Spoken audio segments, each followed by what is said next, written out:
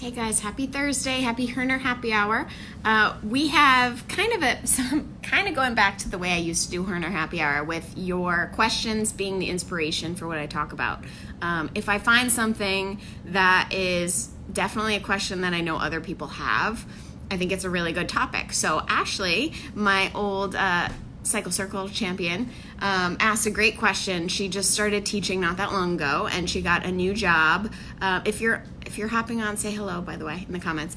She got a new job, and she had a few different situations at this new gym, because obviously all gyms, all studios are very different, which I think a lot of people that take spinning classes or indoor cycling classes don't recognize how different they can be from class to class, from gym to gym, from location to location, but they are vastly different, as we all know.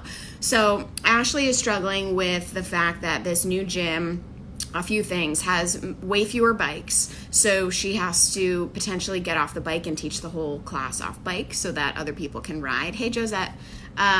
She also is struggling with the fact that she's a traditional rider, and this place seems to have a lot of non-traditional riders. And then the bikes don't have monitors, and she's used to teaching with monitors. So thank you, Ashley, for your question and your post in the group. I think here's what I would say to that. First of all, I'm curious why, if you're not getting enough slots at the other gym, or why you need this new job. If you're trying to transition in some way to fitness, then I get it. You're trying to get more classes under your belt. What I usually say when people ask me this kind of stuff, because it does come up a lot, when you're finding somewhere to teach, I think a lot of us, especially new people, are just lucky to and excited to have any job where you're teaching indoor cycling. So you look for any gym that has spin bikes and classes, and you try to apply there. Just like any other job in this world that you're trying to get, it matters what you're going to be doing every day, right? It doesn't just matter, do they have the job that fits you? So you really need to think about the fact that they're not just interviewing you, you're interviewing them. And I've talked about this before in the crew, but I think it's really coming up a lot lately, so I want to talk about it again. If you are a traditional rider and you interview at Soul Cycle, no, I'm just kidding, but something like that, where they're going to be doing a lot of choreography, you have to know that you're not going to be able to go in there and teach the class that you want, right? So hopefully, Ashley, this is the kind of gym that allows for both styles.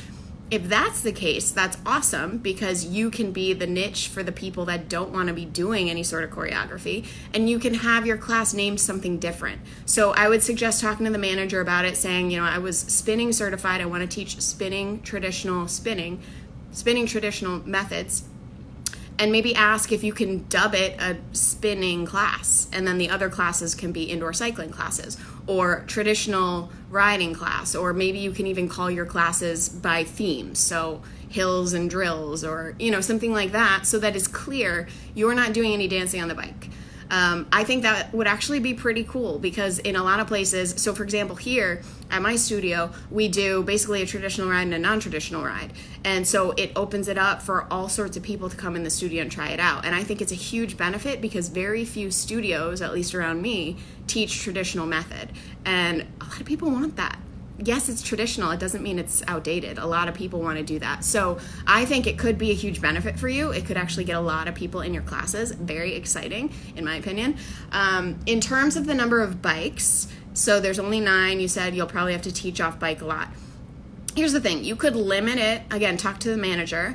You could limit it to only 8 people can ride, so that you are on the bike. If you really don't feel comfortable teaching off the bike the whole time, you're not going to have a good class anyway. So maybe tell them, we just have to drop, I'm not willing to give up my bike. I want to be able to be on there and show them proper form, proper riding.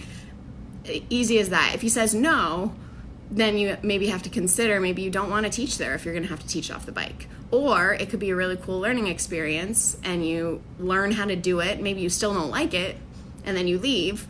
Or you learn how to do it, maybe you love it. So give it a shot. You never know. And in terms of the lack of monitors, so again, and you can dig through this group, I talk about it a lot, or go on my website. I have the music matching, the BPM, RPMs. You can use the music as your beat.